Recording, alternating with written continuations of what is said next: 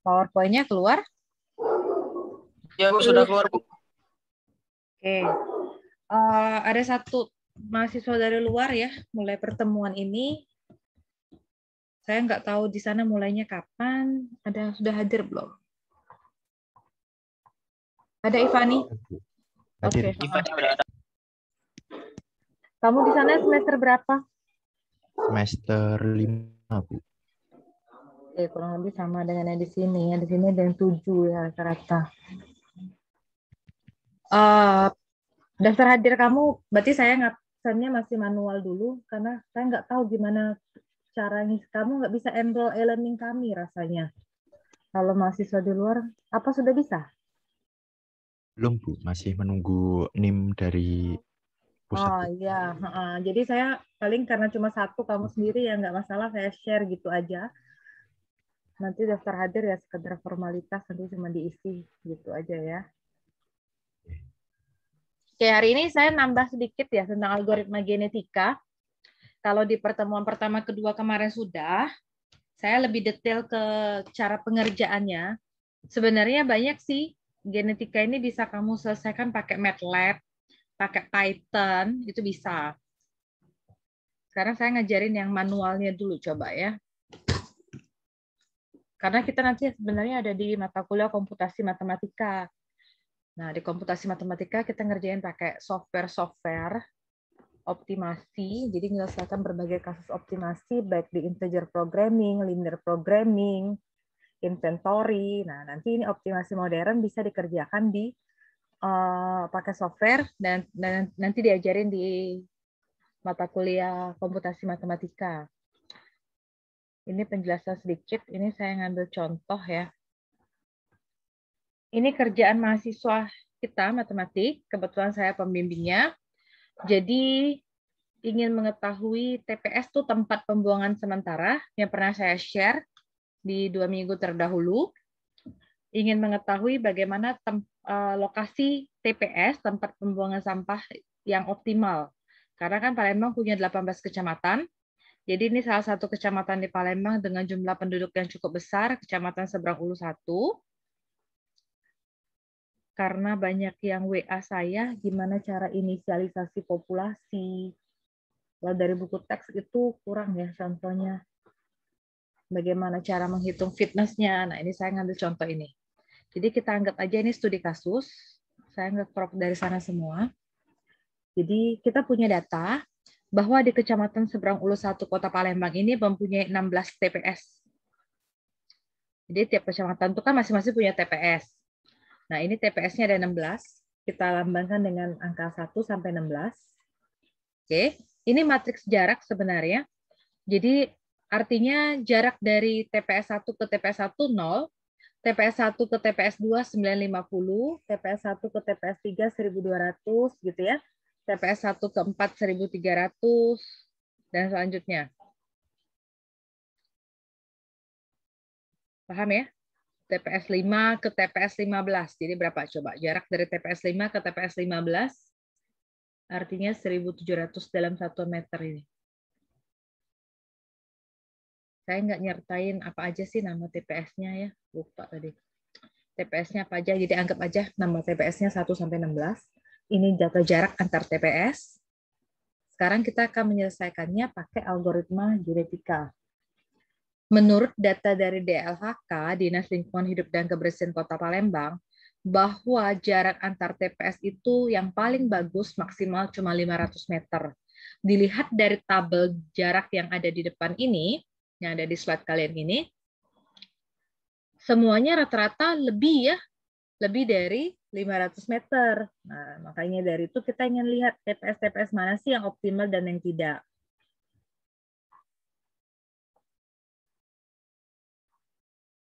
Nih, data jarak tempuh terdapat pada entry baris itu merupakan kromosom. Dan yang terdapat pada entry kolom itu merupakan jumlah gen.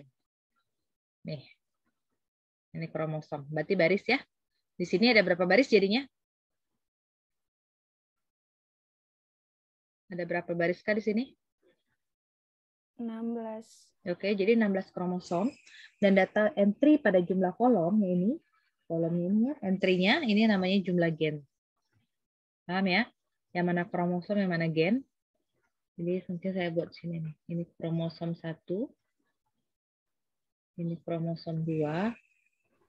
Nah, seterusnya gitu ya. Dan entry-entry 0, 950, 1200, 1300 itu namanya gen. Penelitian ini, populasi awal terbentuk dari 16 kromosom dengan 16 gen. Jadi 16 kromosom di mana masing-masing kromosom terdiri dari 16 gen ya. Nilai pada setiap gen terdapat pada populasi harus kita inisialisasi dulu menjadi deretan bilangan biner. Biner itu 0 atau 1 ya. Kemudian bagaimana cara menginisialisasinya menjadi angka 0 atau 1? Jadi gen yang bernilai 0 itu artinya jarak tempuhnya lebih dari 500 meter. Dari data tabel tadi dilihat yang jaraknya lebih dari 500 meter maka akan diinisialisasi dengan angka 0. Dan bernilai 1 jika jarak yang ditempuh lebih kecil sama dengan 500 meter. Ini contohnya, yang kromosom pertama dulu. Ini kan kromosom pertama ya. 0, 950, 1200, 1300, 1350, dan seterusnya. Dari baris pertama ya, dari sini yang diambil. Nanti kerjanya sampai 16 kali berarti. Oke. Oke, dari first row ini, dari baris pertama. Dari baris pertama, dan akan kita inisialisasi ke bentuk bilangan biner. Ini kan semuanya belum biner. Jadi yang lebih dari 500 jadi 0, kurang dari sama dengan 500 jadi 1. Artinya ini 0 ya, ini jadinya 1. 950 dia jadi 0, karena lebih dari 500. 0, 0, 0 gitu ya. 0. Semuanya lebih dari 500, jadi 0 semua. Nah, hasil bentuk inisialisasinya dalam bentuk bilangan biner ini seperti ini bawah ini. Pahamkah? Satu kotak yang di luar itu namanya gen. 0 itu namanya bit. Satu set, satu baris ini namanya kromosom. Sudah jelas? Kromosom, gen, dan cara inisialisasi. Tiap kasus sebenarnya beda ya, tergantung syarat ya. Ini kan berdasarkan kesepakatan. Kalau dia lebih dari 500, inisialisasinya ke 0. Kalau kurang dari sama dengan 500, inisialisasinya ke 1. Jadi seperti ini. Nanti mungkin dalam kasus implementasinya beda-beda tiap persoalan. Ada pertanyaan belum? Cara inisialisasi populasinya dulu. Ini baru yang pertama, baru kromosom yang pertama. Terus nanti sampai ke 16. Nah ini ya, kerjaan tadi kan yang pertama, ini baru yang pertama nih, ini kromosom pertama. Kerjaan semuanya sampai ke 16. Sehingga entry pada populasi ini isinya hanya angka 0 atau 1. Karena dia biner harus nilai gennya. Paham yang ini? Dari saya udah baru lihat sepintas dari di WA group yang kalian share itu ya. Beda-beda kan kasusnya, ada yang penjadwalan. Semua pasti melalui tahap ini, inisialisasi populasi. Oke, selanjutnya kita evaluasi nilai fitness. Setelah populasi awal terbentuk yang 16 kromosom tadi, maka langkah selanjutnya adalah mengevaluasi nilai fitness pada populasi tersebut. Jadi populasi itu kesatuan dari 16 kromosom. Nilai fitness itu digunakan sebagai ukuran seberapa baik suatu individu dapat bertahan hidup. Fitness dikatakan baik biasanya tergantung disesuaikan dengan kondisi permasalahan. Semakin baik nilai fitness, maka individu akan semakin bertahan hidup kemungkinan besarnya. Ini, kita pakai algoritma genetika tujuannya untuk apa? Kita ingin mencari nilai fitness suatu individu dengan nilai fitness yang paling minimum di sini. Ini ya, kromosom. Tadi kita dapat ini 1, 0, 0 gitu ya. Jadi kan gini ya. Saya tulis dulu kali ya. Ini kromosom, ini X1. Jadi 1, 0, 2.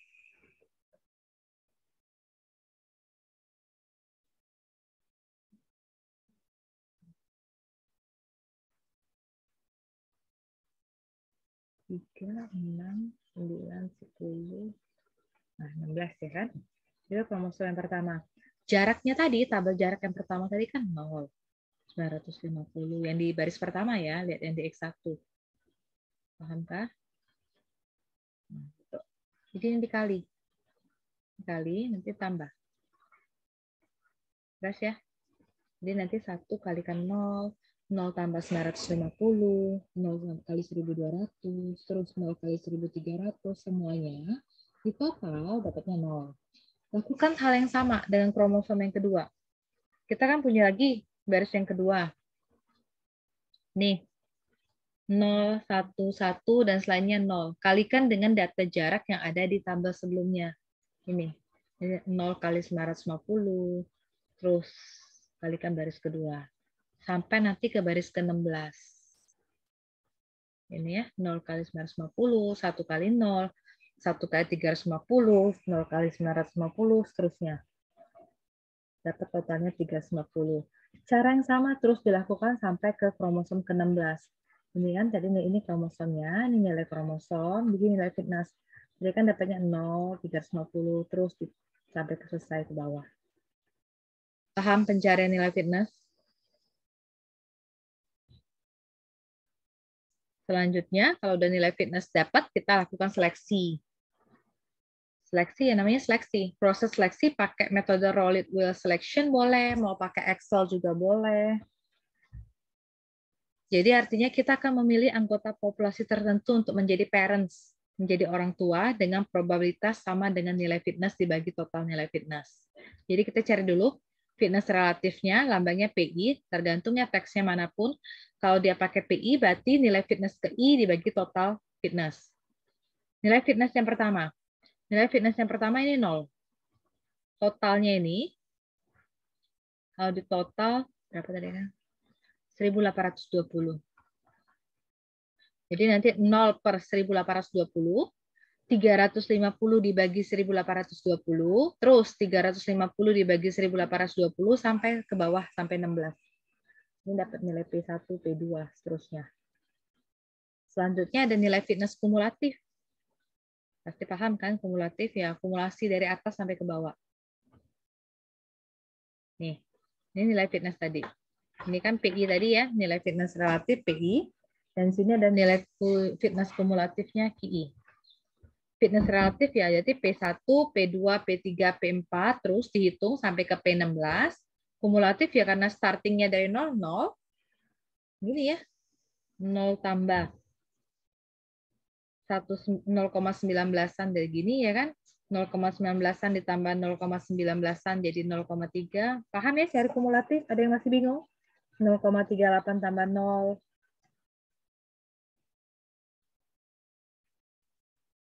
Proses perhitungan ya mau manual oke. Pakai MATLAB atau pakai Excel ya kan gitu, tinggal di sort aja ke bawah nanti. Ya, ini cari nilai fitness relatif dengan nilai fitness kumulatif. Sampai nanti ke 16. Harusnya nanti terakhir totalnya harus 1. Kan karena kita katanya probabilitas. Ya, jadi harusnya nilainya 1 nanti. Kemudian kita bangkitkan bilangan acak. Bilangan acaknya harus berkisar dari 0 sampai 1. Pakai Microsoft Excel boleh. Karena populasinya ada 16 ya, 16 kromosom. Jadi nanti kita pakai gini. Pakai aturan ini. Kalau dia memenuhi aturan ini, maka kromosom ke I adalah kromosom yang bertahan. Sudah dapat tabel tadi, ini kita cari pakai bilangan acak, pakai random. RAND itu random. Kalau 16. Nih, di 16. Ini apa sih yang dirandomkan? Yang dirandomkan apa? Nanti random, dia acak sendiri 16.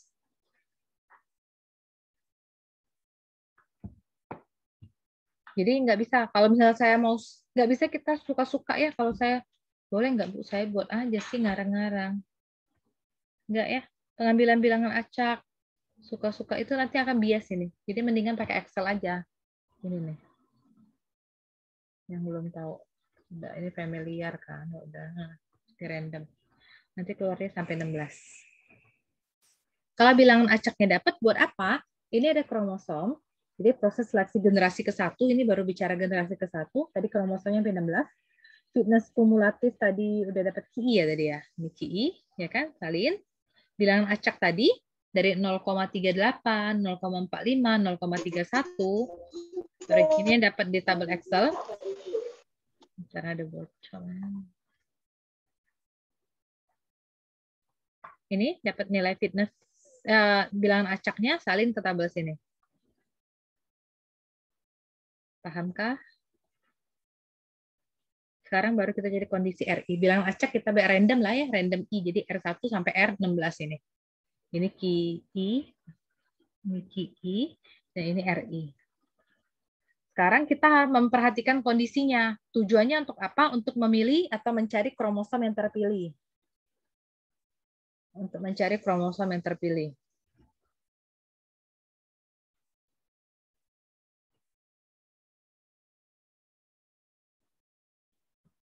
Kondisinya tadi ini. KI-1 kecil sama dengan R1 kalau kromosom pertama kecil sama dengan KI. Kita lihat yang pertama, nilai R1 0,38-an. 0,38-an ini dia ada pada interval berapa di tempat Q-nya? Ada di tempat 386 ya. Ini 384. Dari sini ya. Benar? 0,386-an itu ada pada Q4 dan Q5. Betul? Betulkah? 0,38-an. Saya buat gini ya. R1 ya. Jadi R1 ini saya buat 0,386325. Lihat dia ada pada Q4 dengan Q5. Kumulatif. Kalau kumulatif pasti terurut dari kecil sampai ke besar. 0,38-an. 46 sekian ya. 15. Terus ya. 0,41208. Ini kan nilainya Q4. Ini nilainya Q5. Gitu ya.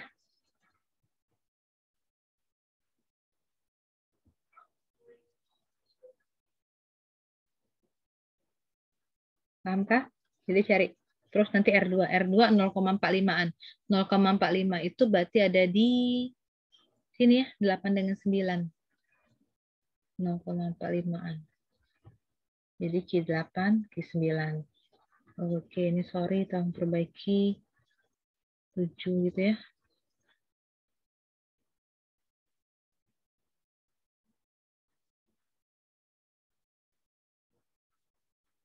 Kalau ini sama ya.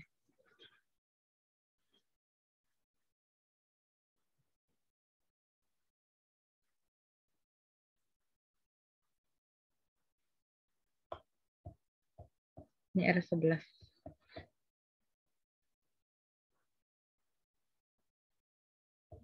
Terus ya, harusnya ya. Dan nggak pusing gitu aja. Kalau dia ada pada interval, jadi R1 ada pada interval Q4 dan Q5, maka kromosom yang terpilih adalah X5. R2 ada pada interval Q8 dan Q9, berarti yang terpilih yang 9. Lihat yang belakang. Itu yang paling mudah ingatnya.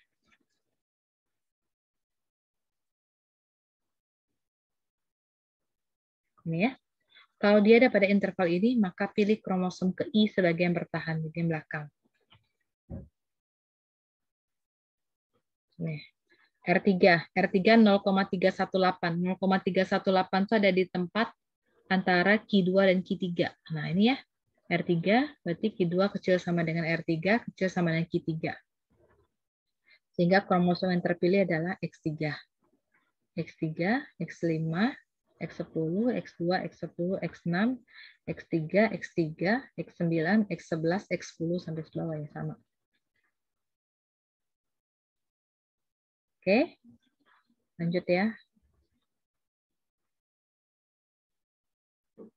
Nih, ini dirapiin aja sih. Ini kromosom tadi, jadi kromosom pengganti. Nggak mau ke tabel ini, oke. Ini kan udah ada. Salin ulang aja ini cuma. Ya, kromosom penggantinya. Terus kita lakukan kawin silang. Jadi inisialisasi populasi dulu, sudah diinisialisasi, cari fitness. Sudah cari fitness kumulatif. Fitness relatif, fitness kumulatif. Sudah itu, baru dilakukan apa? Sudah fitness relatif, fitness kumulatif. Nah, ini relatif kumulatif.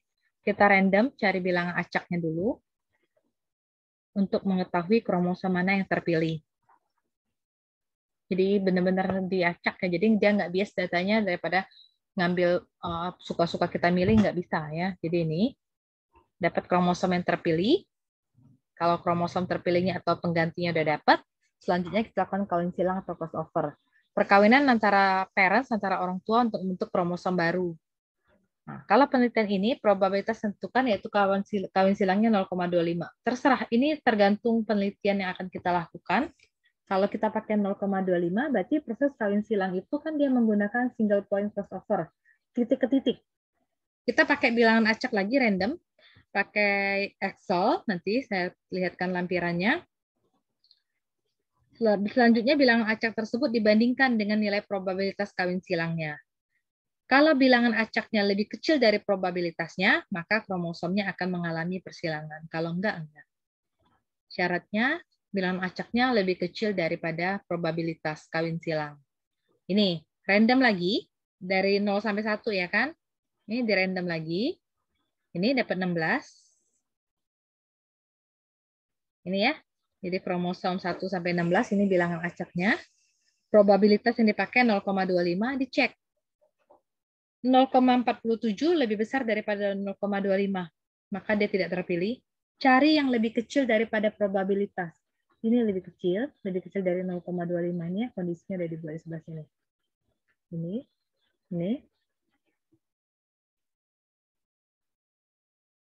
Gitu ya. Nah, nih.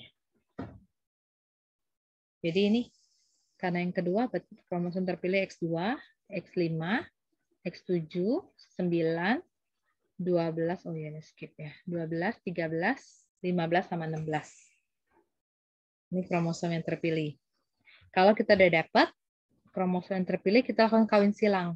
Jadi gini kawin silangnya. 25, 7, dan 8. Kan satu pasang pasti kan. Sepasang. Nah, kawin silang kromosom kedua dan kelima. Hasil persilangan. Ini kan X2 mau dikawin silangkan dengan X5. Kalau X2 kita beri warna orange, warna berbeda gitu ya. Terus X5-nya diberi dengan warna biru untuk mempermudah proses persilangan. Sekarang taunya gimana? Dengan membangkitkan bilangan acak ya kan dari 1 sampai 16. Kita mau acak dulu, bukan 01 lagi ini 1 sampai 16 karena 16 kromosom. Jadi kita acak, kita dapat bilangan 11 nih. Saya balik ke belakang dulu. Nah ini. Kita random between 1 to 16 dari 1 sampai 16 kita random dapat kayak kita dadu gitu loh. Kalau dadu kan cuma 6 tuh. Kita lempar dadu kayak kita main ular tangga atau monopoli kan keluar tuh angkanya. Ini juga keluarnya 11 misalnya kita random. Jadi 11 ini hasil persilangannya. 1 2 3 4 5 6 7 8 9 10 11 ya kan? 11 sama sisanya, 5 sisanya dikawin silang.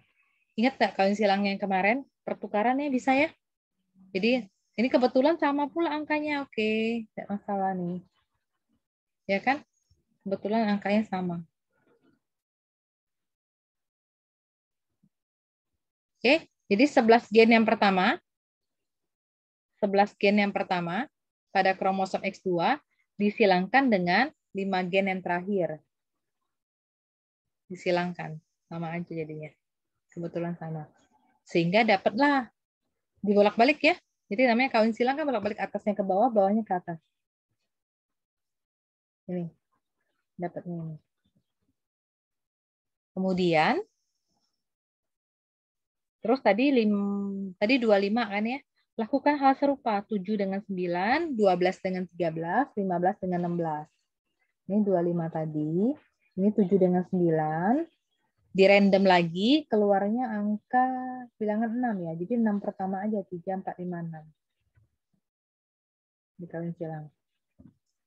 6 gen pertama pada kromosom X7 disilangkan dengan gen dari 7 sampai 16. Yang warna biru di kromosom X9. Dari sini aja nih saya ya. 3, 4, 5, 6. Nih ya. Ini kalian serang gitu. Terus sudah 7 dengan 9 dari random kan dapatnya 6. 12 dengan 13, lakukan kawin silang yang serupa. Di random juga ya, 1 ya. Kalau 1 berarti diambil 1 aja yang pertama. Sisanya sama di belakang. 12, 13, 15, 16. Nih 15, 16. Di random dapatnya 9. Nih. 1, 2, 3, 4, 5, 6, 7, 8, 9. Oke. Ini sudah hasil kromosom kawin silang tadi. Yang diganti tadi apa? X2, X5, apa lagi tadi? 25, 79, 12, 13, 15, 16. Ini udah dirapiin ya. 79, 12, 13 ya. Tuh. Ini nilai kromosom hasil kawin silang generasi pertama. Selanjutnya udah kawin silang mutasi. Gen yang mengalami mutasi jika nilai acak randomnya lebih kecil daripada nilai probabilitas dengan cara membandingkan. Kalau pakai probabilitas 0,01, nilai acak randomnya dibangun sebanyak gen dalam suatu populasi. Kan 16 tadi ya. 16 kali 16. Satu kromosom tadi 16 gen. Karena ada 16 kromosom, maka 256 gen. Proses mutasi menggunakan mutasi biner. Jika gennya bernilai 0, maka jadi 1, 1 jadi 0. Namanya mutasi. Mutasi itu kayak kita mutasi jabatan pekerjaan dipindahkan.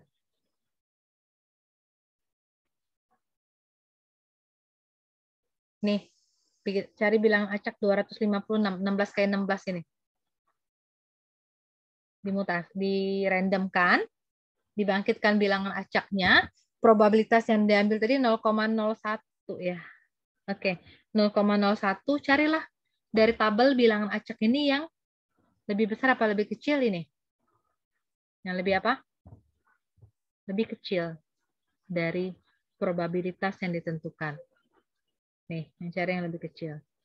Lebih kecil dari 0,01.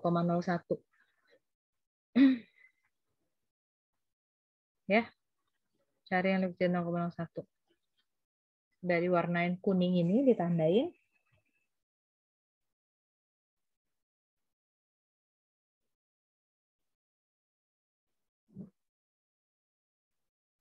Apa katanya? Proses mutasi gen keempat pada kromosom kelima. Benar, yang pertama ini dapatnya di kromosom kelima. 1, 2, 3, 4 kromosom kelima. Gen keberapa? Gen 1, gen 2, gen 3, di gen keempat. Itu ya. Gen keempat kromosom kelima. Kalau ini bacanya gimana? 0,009 ini. Gen keberapa? Gen keberapa dan kromosom keberapa? 0,009. Gen kedua kromosom 10, Bu.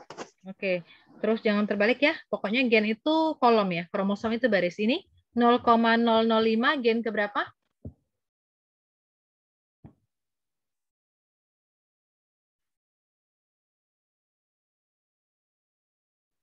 Gen ke-8.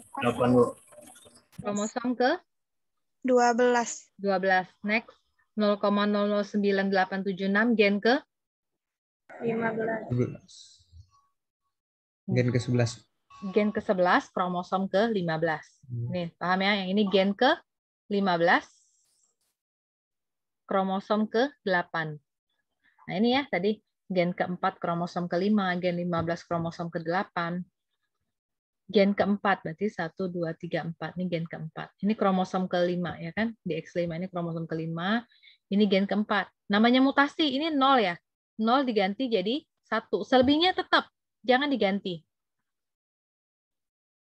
Gen keempat pada kromosom kelima mengalami mutasi dan mengalami perubahan nilai biner dari 0 menjadi 1. Kalau dia 1 jadi 0. Terus katanya tadi gen ke-15 kromosom ke-8. Ini kromosom ke-8 sepanjang ini. Gen ke-15 ada di sini. 0, dia jadi 1. Yang lainnya tetap. Ada berapa tadi? Gen kedua kromosom ke-10. Ini kromosom ke-10, ini gen kedua. 1 dia jadi 0, yang lainnya tetap. Mutasi lagi gen ke-8 kromosom ke-12 yang disebutkan tadi gen ke-8 1 2 3 4 5 6 7 8 berubah ya mutasinya dari 0 jadi 1. Jadi ini yang dipakai. Yang baru semua nanti. Oh, ada satu lagi ya. Gen ke-11 kromosom ke-15 ini. Gennya ke-11, ini kromosom ke-15 satunya jadi 0. Yang lainnya tetap kan sama dengan yang di atasnya.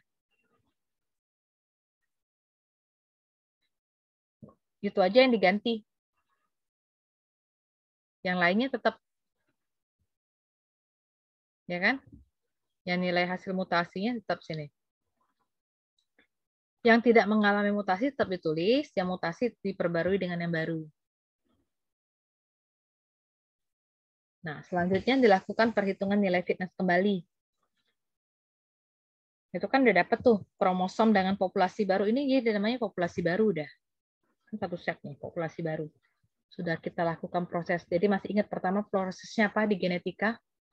Tahapan genetika. Ingatkah? Sudah 3 kali pertemuan ini saya bahas ini. Pertama apa? Inisialisasi dulu ya kan? Sudah itu apa lagi? Apalagi udah tuh? Sudah diinisialisasi diapakan?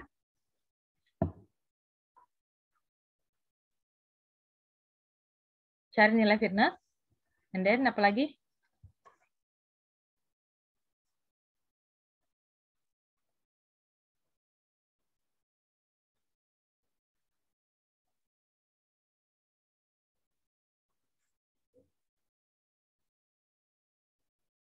Nuraina apa? Sudah nilai fitness?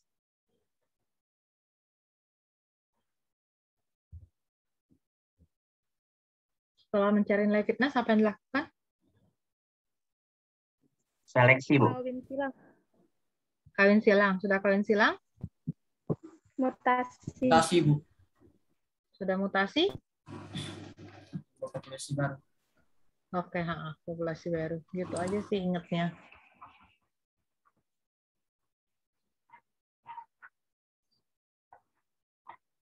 Dapat populasi baru, generasi 1.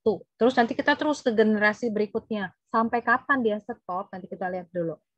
Udah dapat, nah kita lihat cari nilai fitness yang baru nih. Udah dapat nih, cari nilai fitness baru. Dari mana dapat ini? Ini kan kromosom. Kalikan lagi dengan data jarak tadi. Ada kan data jarak yang tabel jarak yang pertama kali, ini kaliin 0 kali jarak pertama. 0 terus. Dapat nilai fitnessnya ini. Kalau penelitian ini dia ingin mencari jarak yang paling minimum, berarti kita cari nilai fitness yang paling minimum. Semakin minimum nilai fitness, ya beda-beda kasus ya, semakin tinggi individu akan bertahan hidup. Artinya dia merupakan solusi yang optimal. Jadi, oh ini udah ada namanya nih di sini. Nama TPS-nya 16. Jadi yang terpilih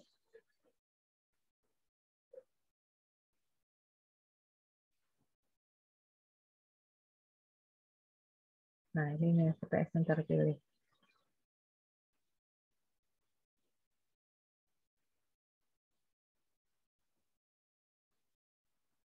Ini nilai fitness-nya. Terus nanti lakukan lagi generasi kedua. Sampai kapan stop? Sampai tidak ada perubahan nilai fitness-nya. Kalau kita dapat semakin dapatnya tetap sama terus, berarti generasinya udah stabil, berarti stop algoritma genetikanya. Tuh ya.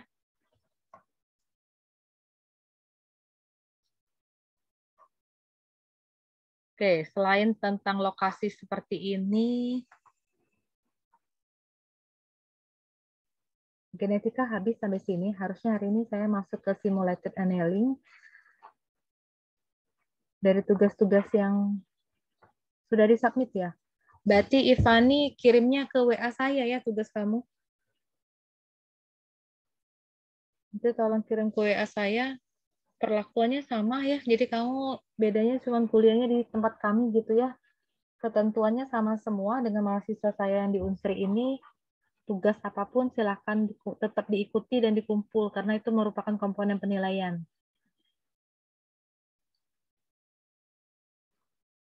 Oh iya Bu, ini kan yang buat pertemuan yang sebelumnya saya telat Bu. Semisal tugasnya besok Ya, disusulkan tidak boleh. apa-apa Bu. Boleh, boleh di-spend buat kamu. Pokoknya dengan saya sih, daftar hadir saya nggak terlalu mempermasalahkan. Tapi karena kita butuh hitam di atas putih, ya daftar hadir tetap diisi. Kalau kamu kan, saya tetap ngeklik aja di tempat saya buat Excel saya dulu. Karena kamu belum bisa akses. Intinya saya maunya tugas itu dikumpul sama kuis UTS tetap hadir. Kuis saya itu di pertemuan kelima biasanya, tapi mata kuliah ini saya nggak ngadain kuis. Nanti kita akan ada presentasi dari tugas-tugas. Di Unsri nilainya ada NTR. NTR itu nilai rata-rata tugas dengan kuis. Saya nggak akan mengadakan kuis tertulis untuk mata kuliah ini. Ini mata kuliah pertama yang kami buka di semester ini. Mata kuliah baru juga, baru dibuka tahun ini. Karena dia belajarnya tentang ya algoritma metode gitu, penyelesaian optimasi, jadi kayaknya saya nggak akan mengadakan kuis tertulis. Nggak akan selesai 2 jam juga ngerjain soal seperti itu. Jadi kita nanti mungkin akan berubah nanti ke presentasi. Di sini juga ada presentasi di sini dari tugas-tugas yang sudah kamu submit itu. Tolong di save tugasnya jadinya. Nanti saya kasih tahu gimana sistemnya. Sampai pertemuan ke-8 saya ngajarnya nanti diganti oleh Bu Fitri. Sampai pertemuan terakhir gitu ya. Dari tugas, saya belum cek semuanya masuk apa enggak, tapi kurang lebih jumlah yang di list itu sama dengan jumlah yang ngambil di KRS ya. Ada kendala? Saya kan baru cuma nyari bahan ya. Tujuan nyari bahan itu, saya buka dulu WA-nya bentar.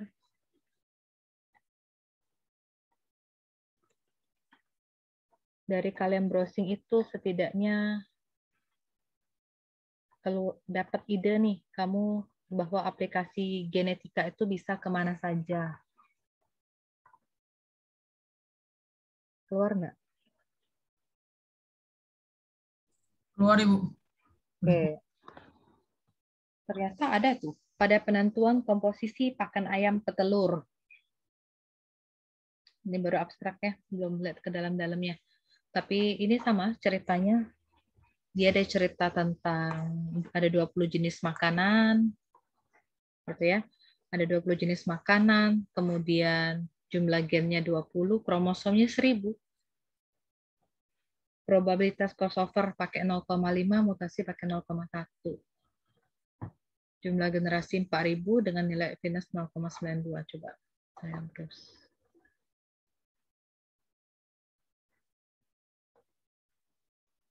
Kenapa rata-rata nyari yang bahasa Indonesia ya? Biar nggak susah translate apa? UPH. Mata kuliah ini ada juga yang diambil di ini loh. Teknik industri banyak juga yang pelajari tentang optimasi ini. Nah, ini kan dasar teori ya kurang lebih. Nah, ini bangkitkan populasi awal.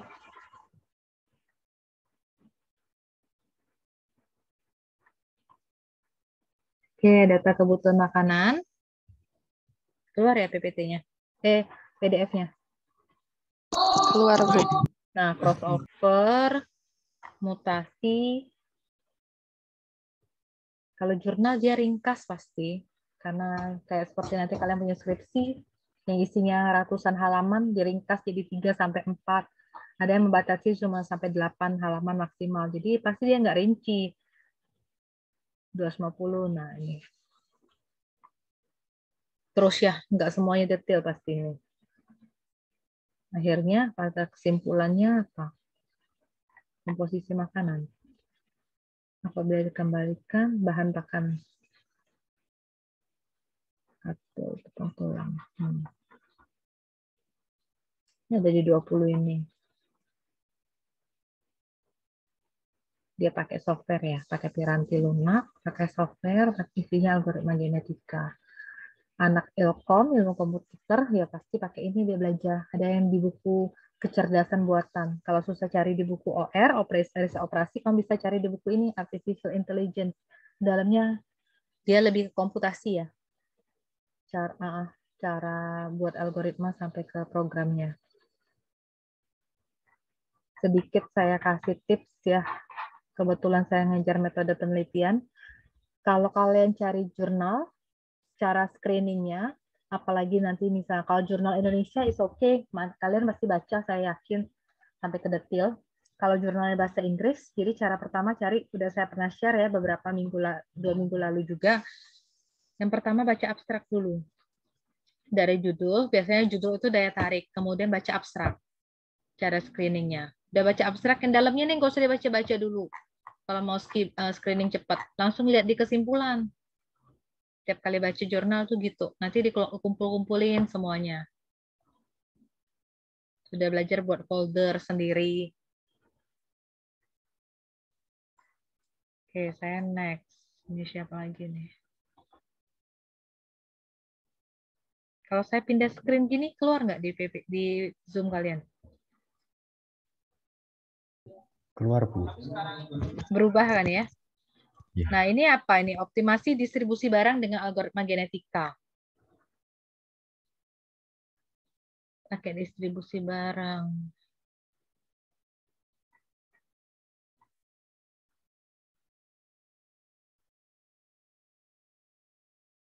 Namakan model transportasi yang belajar di program linear. Oh, dia buat ini.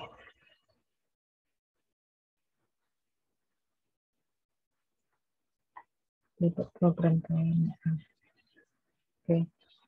Intinya kalau buat algoritma pun harusnya dalamnya kan kerjanya si genetika ya ditampilkan baru bisa dirunning.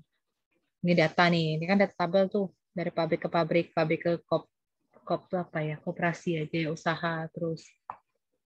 Ini ya sama ya, ada kromosomnya yang dibuatnya di sini. Ada fitness juga.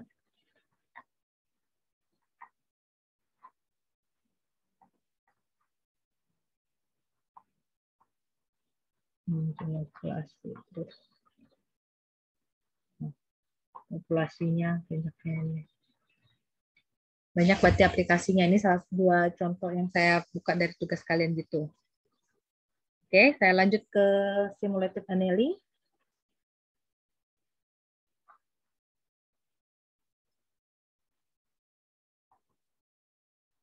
Di e-learningnya di pertemuan ketiga saya buat PPT-nya itu.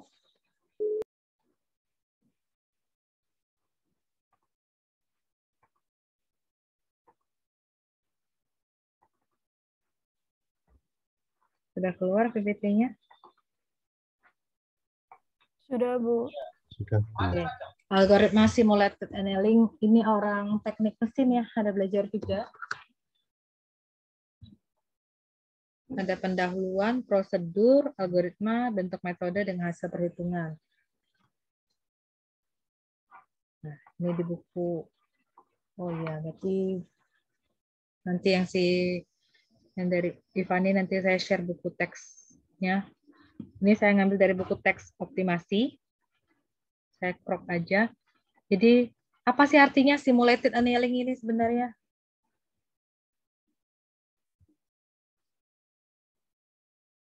Pemanasan termal gitu.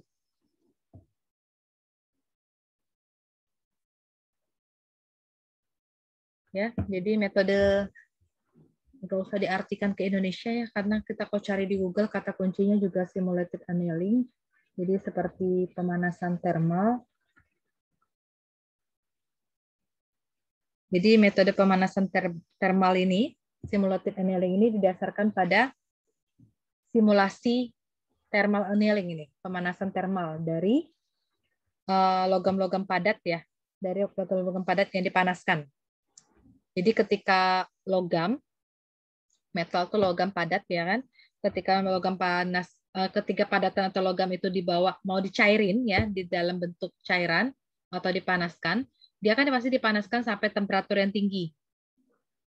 Sampai atom-atom yang dalam logam itu kalau kita belajar fisika dia ya berpindah secara bebas dan saling melepas satu sama lainnya.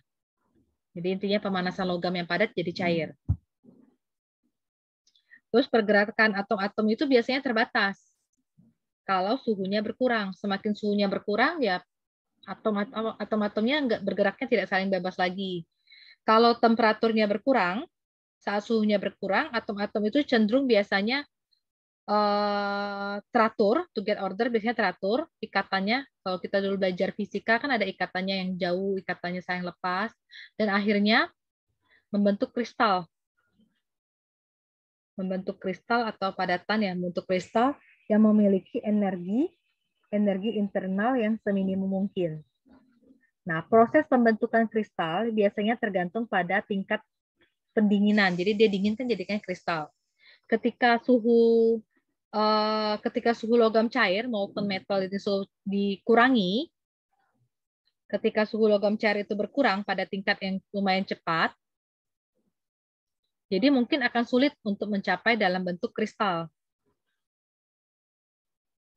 Jadi sebagai gantinya, dia bisa dalam bentuk istilahnya kalau di teknik ini namanya polikristalin, yang memiliki tingkat energi yang lebih tinggi dibandingkan dengan bentuk kristalin. Jadi polikristalin energinya lebih tinggi. Ini cerita kenapa sih simulated annealing ini ada.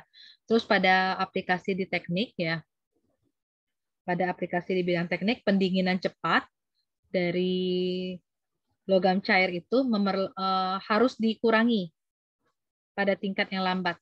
Harus dikurangi pada tingkat lambat, kemudian dikontrol untuk memastikan bahwa pemadatannya itu proper solidification, pemadatannya itu with a highly ordered crystal state, dalam bentuk kristal yang teratur, yang menyatakan bahwa hubungan antara energi internal yang terendah.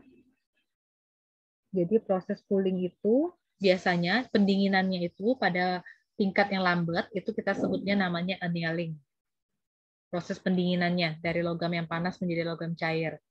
Jadi inti pencarian simulated annealing, ide dasarnya itu terbentuk dari pemrosesan logam. Jadi annealing itu kita manasin, kemudian kita dinginkan sehingga dia bentuk kristalin lah, polikristalin tadi katanya seperti itu. Simulated annealing itu biasanya digunakan untuk penyelesaian masalah yang mana perubahan keadaan dari satu kondisi ke kondisi lainnya memerlukan ruang yang sangat luas. Contohnya traveling salesman problem kalau di matematik. Masih ingat TSP? Ada yang tahu TSP itu apa? Saya rasa udah ngambil program linear ya. Kalau di sana mata kuliahnya apa namanya Iva nih? Program linear atau riset operasi? Yang ini Bu, yang traveling salesman problem. Ya. Itu ikut, benar Bu, rada lupa. Nah, lupa ya. Kalau di kita namanya program linear. Di transportasi ada. Terus saya pernah jelasin di teori graf juga ada. Jadi TSP masuk di teori graf Bu, kalau di UNES. Oh, teori graf. Oke. Ya. Kita juga ada di teori graf. Yang saya pernah ngajarin, ingat nggak yang mengambil teori graf? Graf Eulerian dengan Hamiltonian. Nah, itu ada di situ. Nah, itu di TSP. Yang orangnya mau mengunjungi apa? Jadi kayak sales lah ya, salesman, dia mengunjungi semua tempat, itu satu kali aja semua tempat dikunjungi, tapi kalau bisa jaraknya yang paling minimum. Ini prosedur simulated annealing. Jadi metode simulated annealing ini ya tadi ya, dari proses pemanasan sampai pendinginan logam berat. Ini nggak saya bacain semua, nggak saya translatein ya. Dia pakai distribusi. Ini langsung ya, kita nggak pakai penurunan ini. Peluang Boltzmann, PE, E pangkat min E per KT. T-nya temperatur. Nanti kita lihat ke belakang ke contoh-contoh ke optimasinya ya.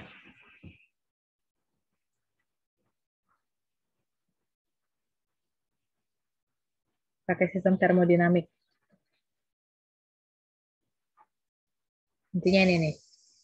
Nanti nyari PE sama EI. Nanti kita lihat bagaimana aplikasinya ke TSP. Jadi delta perubahan ya seperti biasa ya, E sesudah dikurang E sebelum. Delta F juga seperti itu kan, sama. Kemudian distribusi peluang Boltzmann, ini langsung dapat minimumnya.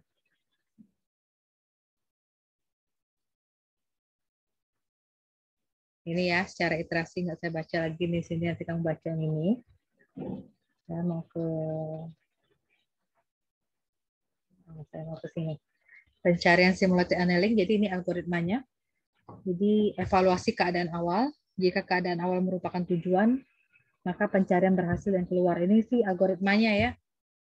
Jika tidak demikian, lanjutkan sampai keadaan awal sebagai kondisi sekarang. Inisialisasi best so far untuk keadaan sekarang. Kita inisialisasi T sebagai handling schedule. Terus ini algoritma pencariannya. Nanti sambilan kita kerja, kita pakai kalimat sendiri. Kerjakan hingga solusi ditemukan atau sudah tidak ada operator baru lagi yang akan diaplikasikan ke kondisi sekarang. Gunakan operator yang belum pernah digunakan untuk menghasilkan kondisi baru. Jadi dapat delta E, nilai sekarang dikurang nilai baru. Jika kondisi baru sama dengan tujuan, maka selesai, berhasil. Jika bukan, memiliki nilai yang lebih baik daripada kondisi sekarang, maka kondisi baru sama dengan kondisi sekarang. Demikian tetapkan best so far untuk kondisi yang baru tadi. Terus ya, ini tadi yang Boltzmann tadi. Dia sama sih kalau misalnya pakai random juga, pakai bilang acak random R, pada range 0,1 nih ya. Kalau dia lebih kecil, maka perubahan kondisi baru diperbolehkan. Kalau tidak demikian, tidak akan dikerjakan apapun. Perbaiki T, best so far adalah jawaban yang dimaksudkan. Ini dulu. Ada 3 hal yang perlu diperhatikan dari algoritma simulated annealing. Yang pertama, temperatur awal, T0. Kok berubah ya? Nih, T0. Nilai T0 biasanya ditetapkan cukup besar, tapi tidak mendekati 0. T0 ditetapkan 2 kali panjang suatu jalur yang dipilih secara acak. Kriteria yang digunakan untuk memutuskan apakah temperatur sistem harus dikurangi atau tidak. Berapa besarnya pengurangan temperatur dalam setiap waktu. Ada 3 hal yang harus diperhatikan. Sekarang yang penting ini sih, bagaimana implementasi simulated annealing untuk kasus TSP. Jadi gambaran permasalahan TSP tadi sudah saya singgung, traveling salesman problem, permasalahan yang mendapatkan rute terpendek yang harus dilalui oleh seorang sales yang harus melewati semua kota dengan setiap kota dilalui 1 kali dan harus kembali ke kota asalnya. Jadi starting point-nya di mana, dia harus balik lagi. Itu TSP. TSP banyak digunakan dalam bidang transportasi, komunikasi, dan teknologi informasi. Dalam TSP, tujuan yang dicapai adalah rute dengan jarak terpendek. Dan batasannya adalah semua kota harus dilalui. Semua titik harus dilalui dan setiap kota hanya dilalui 1 kali. Banyak sekali aplikasi TSP ini. Sambilan di googling nanti boleh. Banyak ya TSP. Ngambil paket-paket pengiriman yang sekarang lagi banyak ya, JNE gitu. Kalau bisa dia ngambil ke tempat depot-depot atau agentnya itu. Sekali kan, nggak bolak-balik ngambil. Sehari sekali, tapi semua tempat yang mau diambil tuh rutenya dikunjungi semua. Kemudian simulated annealing pada TSP digunakan untuk menelusuri dan mencari setiap rute yang mungkin. Kemudian mendapatkan rute yang jaraknya paling pendek. Ya, pasti tujuannya maunya jaraknya paling pendek. Metode SA digunakan untuk menyelesaikan TSP adalah model state yang dibangun yang menyatakan rute yang mungkin. Nah, kalau dari tadi kita ceritanya tentang pemanasan logam, ngomongnya energi terus kan.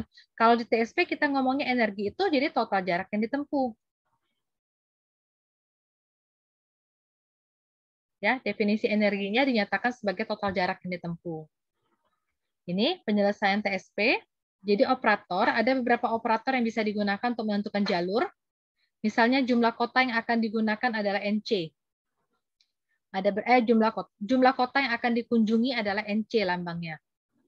Terserah sih mau pakai variabel apa. Kota-kota disimpan dalam larik L atau matriks L. Matriks ya. Dia ada matriks L, isinya kota-kota apa aja yang mau dikunjungin. Terus bangkitkan 2 bilangan random antara 1 sampai NC. Kalau jumlah kota yang mau dikunjungi 20, bangkitlah bilangan random itu dari 1 sampai 20. Oke. Di sini ada depan, ada tengah, ada belakang. Saya jelasin sedikit. Misalkan kedua bilangan itu, kan kita membangkitkan bilangan random. Saya misalkan aja ya, jumlah kota yang akan dikunjungi itu ada berapa ya? 10 kota lah, NC-nya 10. Jadi saya punya matriks L ya kan? Nantilah kota apa aja nih. Saya kotanya pakai angka aja ya. Nah, ini matriks ya. Ingat anak matematik tulisan matriksnya. Ini ya, ada 10 kota kan. Ini daftar nama kota saya dalam bentuk matriks L. Saya bangkitkan bilangan acak. Artinya bilangan acak saya bangkitkan dari 1 sampai NC. 1 sampai 10 saya acak. Saya dapat nih 2 bilangan. 2 bilangan. Bilangan pertama dengan bilangan kedua. 6 peruan, 6 bertu, angka 1, angka 2. Nah, saya buat susunannya gini. Ini apa? Saya ke angka ya, lebih enak ya. Nah, nanti. Jadi ini nanti 1 sampai N, misal N1 min 1, nanti dipotong nih.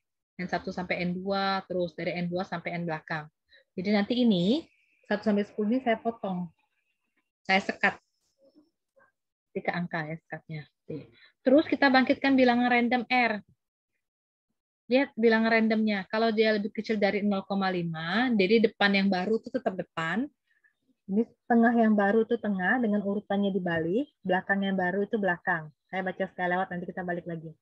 Terus L itu matriks ya, matriks yang baru atau list yang baru, jadi depan baru, tengah baru, belakang baru. Kalau dia lebih besar sama dengan 0,5, ini aturannya. Kalau ini lebih kecil dari 0,5, ini lebih besar sama 0,5. Nah, saya contohnya ini. Ini contoh TSP dengan simulated annealing, jadi ada jalur yang ada nih. Ada NC-nya 12. 1, 2, 3, 4, 5, 6, 7, 8, 9, 10, 11. Ada 12.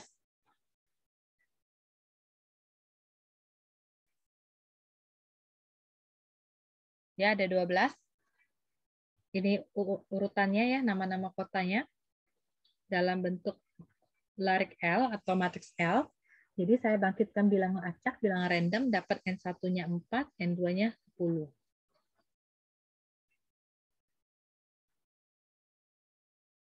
Oke, N1-nya 4, N2-nya 10.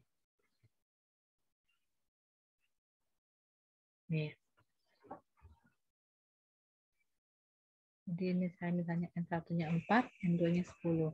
N1 kecil dari N2, 4 kecil daripada 10. Benar kan? Ya. Sekarang penyekatannya gimana? Ini bagian depannya.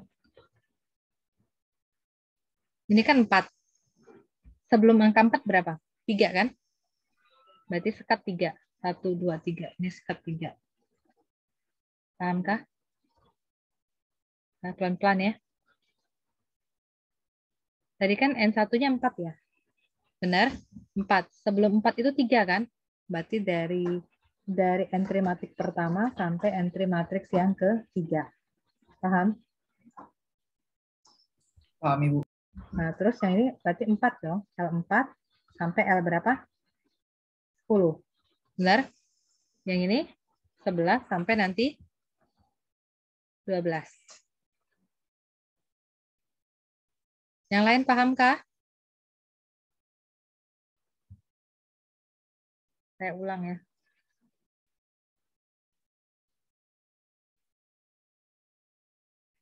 Jadinya agak lambat kita belajar ini ya. Kalau enggak nanti sudah kuliah itu, kira-kira tahu nggak kerjanya genetik, kita kerjanya simulated annealing? Nggak tahu, gawat banget ya. Yang satunya 4, N2-nya 10. Saya nggak pindahin tadi ya. Saya tadi ada buat di sini depan. Depan 4 ya. 4 itu berarti dari yang pertama sampai kurangin 4 kurangin 1. 3. Terus ada tengah ya. Sudah 3 itu berarti angka 4 kan? Sampai yang N2-nya berapa? 10. Si belakang ini sisanya. Kan 12 NC-nya, berarti 11 sampai 12. Jadi ini 3 yang pertama. L1, L2, L3. Ini artinya, ada nggak keluar red dot saya di depan kalian? Keluar, Bu. Keluar, Bu. Nah, terus L4. 4, 5, 6, 7, 8, 9, 10. Saya cut. Ini bagian tengah. Ini L11, L12. Ini saya sebut dengan depan. Ini saya sebut dengan tengah. Ini kita sebut dengan belakang. Oke? Depan, tengah, belakang. Bangkitkan bilangan acak R. Tapi R-nya lebih kecil daripada 0,5. Saya balik lagi ke tadi ya. Nah ini. Kalau R-nya lebih kecil dari 0,5, maka susunan ini cerita yang baru udah ya. Depan yang baru tetap pakai depan yang lama, tengah yang baru pakai tengah yang lama dengan urutan dibalik. Belakang yang baru itu sama dengan belakang yang lama. Jadi L baru tuh matriks baru ya. L baru tuh depan baru, tengah baru, belakang baru. Saya kasih tahu, depan yang baru pakai depan yang lama, 436.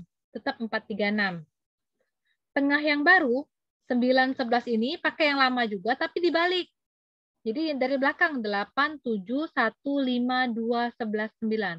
8, 7, 1, 5, 2, 11, 9. Paham? Belakang yang baru pakai belakang yang lama, 12, 10, tetap 12, 10. Sehingga larik atau matriks yang baru, L baru, tulis kembali dengan urutan depan, tengah, sama belakang. Ini kan yang dari depan ya. Ini dari tengah sampai ke 9. Ini semua cerita yang baru udah. Ini yang belakang. Oke, itu dapat yang baru. Oke, kalau lebih besar dari 0,5, ini tergantung ya mau pakai R-nya berapa. Nanti tergantung penelitiannya mau pakai yang berapa. Ini saya jelasin kalau dia pakai R-nya kecil dari 0,5. Sekarang kalau lebih besar sama dengan. Ini ya, bisa sama dengan. Jadi sementara, jadi katanya depan belakang pakai. Depan belakang. Terus yang depan dengan yang belakang. Hilangin yang tengahnya. Bangkitkan bilangan acak dulu 1 sampai M. Punya M berapa M elemen. Jadi depan yang baru itu sementara. Saya pindahin aja deh ke sini. Lebih enak nih. Kalau R-nya lebih besar sama dengan 0,5, maka sementaranya berapa? Sementaranya katanya depan dengan belakang. Ini dapat dari depan ya, benar ya? Ini yang belakang, oke? Paham? Depan tadi 436, belakang tadi 1210. Yang dilihat bukan yang ini ya, yang di atas ini. Ini kan kalau randomnya tadi kecil dari 0,5. Ini case close sudah tutup. Sekarang kalau randomnya besar sama dengan 0,5. Jadi sementara 436, 1210 nih. Depannya 436, belakangnya 1210.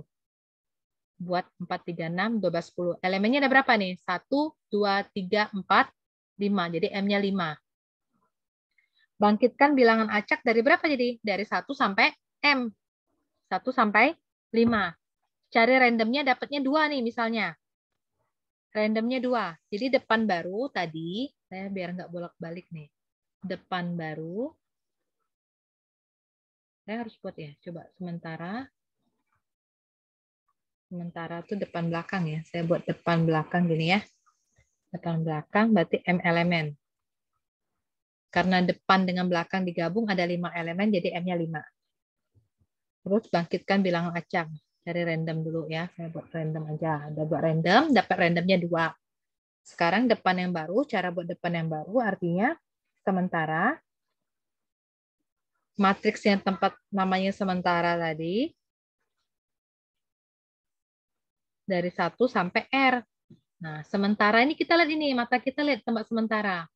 Ambil dari elemen 1 sampai R. R-nya tadi 2 ya. Sampai 2, berarti cuma diambil 2 aja, 4 dan 3. Kalau dapat R-nya 3, berarti 4, 3, 6. Paham? Begitu. Nggak mungkin lewat dari 5 ya. Kalian mencari bilangan acaknya dari 1 sampai 5. Jadi nggak mungkin 6.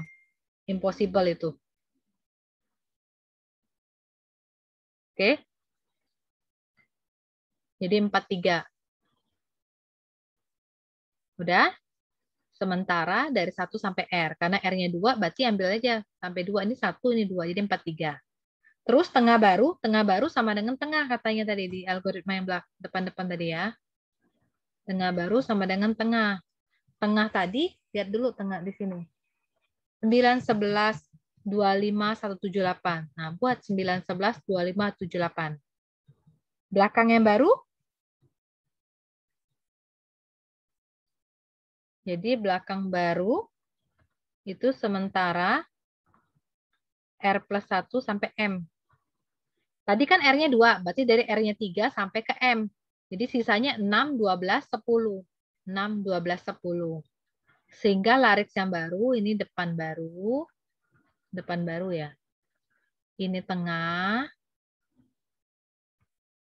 tengah baru ya, dan ini belakang baru.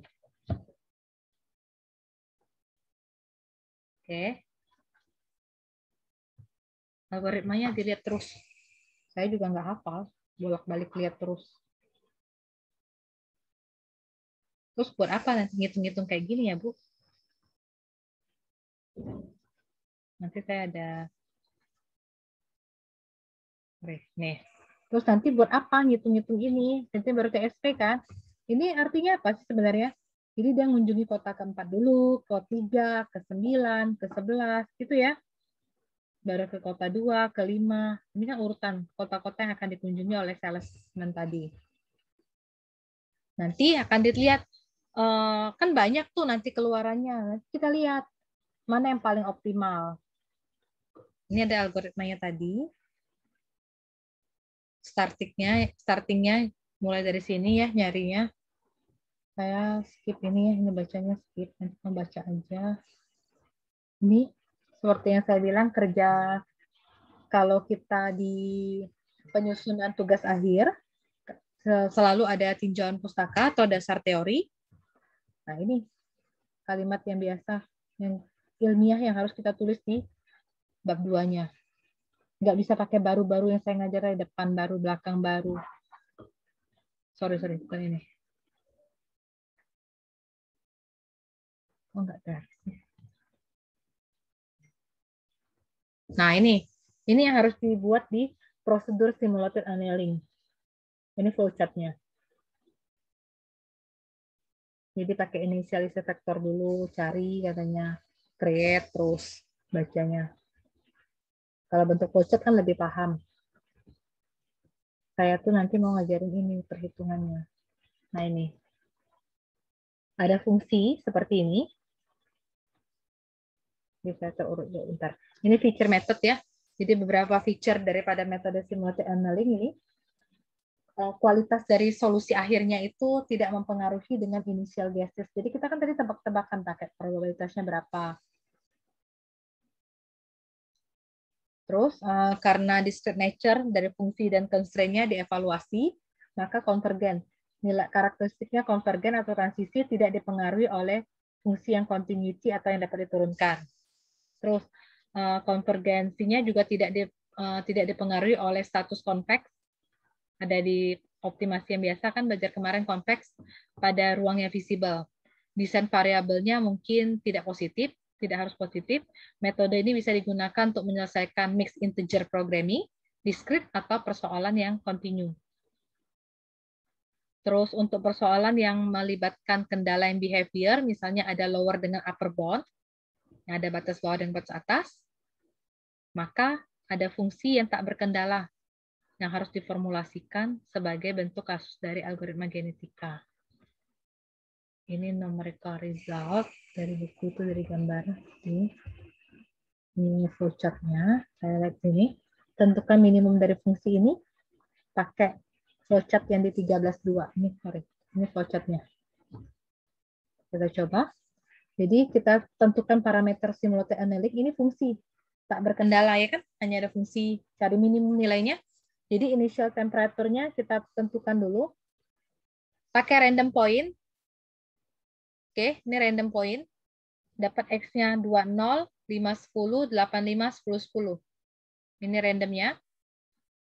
Oke, cari 4. Kemudian cari nilai fungsi tujuannya, objective function-nya. Dapat 476 ini, tahukah?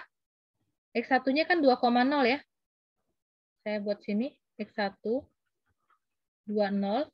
Artinya 2 itu nilai X1, 0 itu nilai X2. Substitusikan nilai 2 dan 0 ke dalam fungsi ini, sehingga dapatlah F1. Jadi 500, saya kasih contoh 520, X1-nya 2 ya. 26, X-nya 0, 4 kali 2 kali 0, 4 kali 2 kuadrat, 3 kali 0 kuadrat. Paham? Dapatnya 476. F2 berarti ini ya 510. X1-nya 5, X2-nya 10. Oke, dapat 340. F3 85. 85 artinya substitusikan 8 ke X1, 5-nya ke X2. Dapat F3, 10, 10, X1-nya 10, X2-nya 10, dapatnya 340. Sudah dapat nilai fungsi tujuan F1, F2, F3, F4. Kita cari rata-rata. 384,25. Rata-rata bisa kan? 476 tambah 340 tambah 381 tambah 340 dibagi 4. Dapat nih rata-rata. Rata-ratanya itu kan namanya T. Di flowchart ini, nih, inisialisasi itu TNC. Ya dapat T-nya gitu. TN dengan C. Jadi T-nya dapat 384,25. C itu temperature reduction factor, nanti tentukan C-nya 0,5. Terus untuk membuat perhitungannya lebih jelas, maka kita ambil ini jumlah iterasinya mau berapa? 2. At least 2 iterasi lah. Kalau 1 iterasi kan nggak kelihatan. Select tentukan initial point 45. Dapat dari mana initial point 45? Ini penentuan sendiri sebenarnya. Mau 35, 26. Jadi tiap orang akan berbeda sebenarnya. Karena penentuan nilai C, penentuan nilai N, kemudian random point yang kita bangkitkan dari awal juga berbeda. Oke?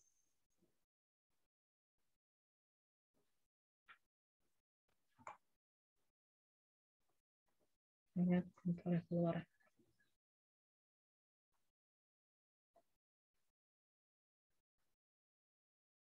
Nah, ini nanti kita ulang. Nanti minggu depan pasti saya ulang lagi sekali lagi. Jadi kita buat kayak gitu.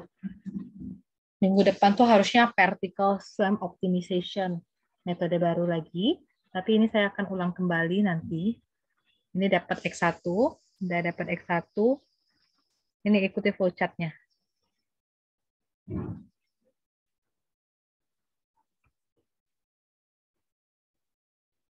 Penentuannya. Pakai Boltzmann, ditentukan, step 3-nya selesai. Ini teratur. Nah, saya punya tugas setiap kali pertemuan. Jadi kita mulai dari pertemuan kedua. Kemarin kita punya tugas. Nah, tugas yang pertemuan hari ini.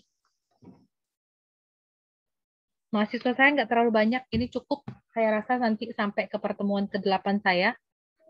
Nanti kita akan saya akan pilih acak presentasinya ya. Jadi semua harus siap. Presentasi tentang tugas yang kalian peroleh oke. Tentang tugas, pokoknya tentang tugas yang sudah saya kasih. Jadi kita punya tugas lagi, tugas yang kedua. Cari aplikasi simulated annealing itu untuk apa? Untuk apa saja? Seperti yang kemarin, nanti saya buat rumah tempat submitnya di pertemuan ketiga, sama yang ini. Rincikan ini. Dan akan kita bahas di minggu depan. Ini kan nggak dirinci ya. X1-nya dapat dari mana? 2,0. Kita ambil ini semua ya. Kayak tadi saya tulis rinci. Sampai dapat F4. Buktikan bahwa ini 384,25. Oke. Dari mana dapat nilai R1, R2? Bukan translate dari sini ya. Paham nggak?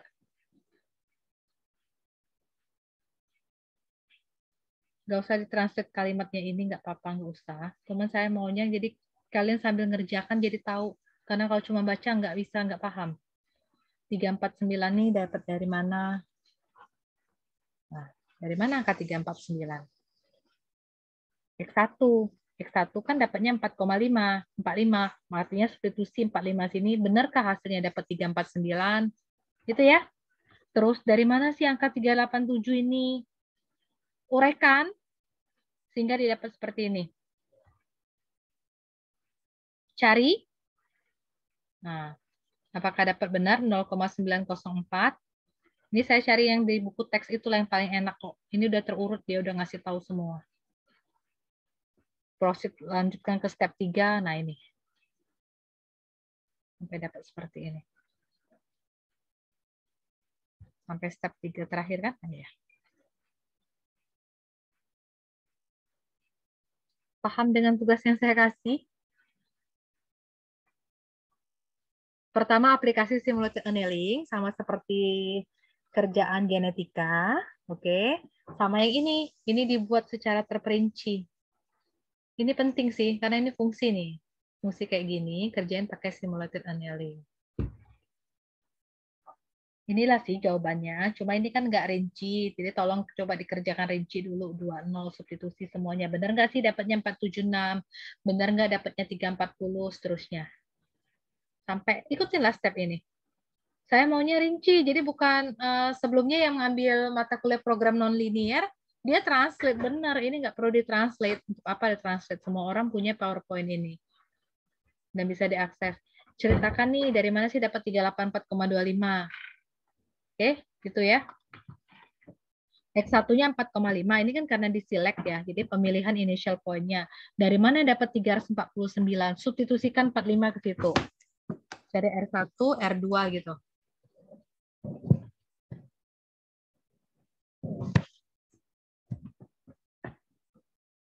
Oke, ada pertanyaan kah?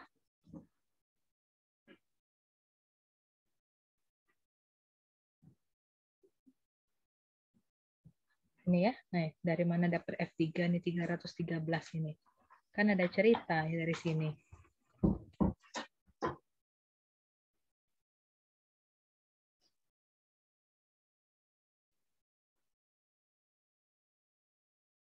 Jadi mulai minggu depan saya akan nyicil presentasi. Jadi nggak satu arah dari saya. Jadi kamu nggak kayak dengerin radio. Jadi kita skip. Misalnya saya tes dari pertama yang gini ya. Jadi biar semuanya biar agak melek dikit matanya karena udah jam 1 gitu mulainya. Misalnya saya gini ya, saya dari pertama. Saya ambil aja nama siapa ya. Nah, Mina Karina dia jelasin yang gini nih. Dari sini dia jelasin stop, saya pilih acak aja nih. Febrianti lanjut. Dari mana dapatnya ini? Lanjut lagi ke Fadia. Lanjut lagi ke Farhan. Oke, nanti selingan coba presentasikan misalnya tugas genetikanya yang kemarin dia bahas tentang apa. Kamu kan pasti baca lah yang punya kalian. Baca yang punya kalian. Saya nggak akan nanya punya orang lain kok. Presentasikan sesuai dengan yang kalian submit. Nggak mungkin saya akan nanyakan ke Febrianti, apa sih jurnal yang dibahas oleh si Joy Rico? Ya, mana tahu lah ngapain dibaca punya dia. Oke? Udah 2 kan dapatnya, yang algoritma genetika sama simultaneous annealing. Sebenarnya kalian bisa sambilan cari. Yang besoknya tuh particle swarm optimization. Ada di apa RPS ya, saya kasih. Nah, berarti yang tadi yang baru tadi yang saya kasih juga RPS-nya. Kamu kan bisa lihat abis ini apalagi, biar borongan nyarinya silahkan. Oke? Saya ini ada rapat, jadi kita stop sampai sini dulu, karena ini ada rapat kurikulum MBKM lagi. Karena kemungkinan akan tambah lagi, ini yang gawatnya, ada tambah lagi katanya mahasiswa lain lagi yang ngambil mata kuliah ini. Padahal kita udah minggu keempat, minggu depannya, jadi gimana dia ngejarnya itu.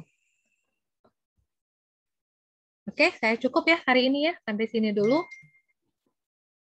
Deadline-nya tetap seperti biasa, sebelum pertemuan minggu depan ini udah disubmit gitu aja.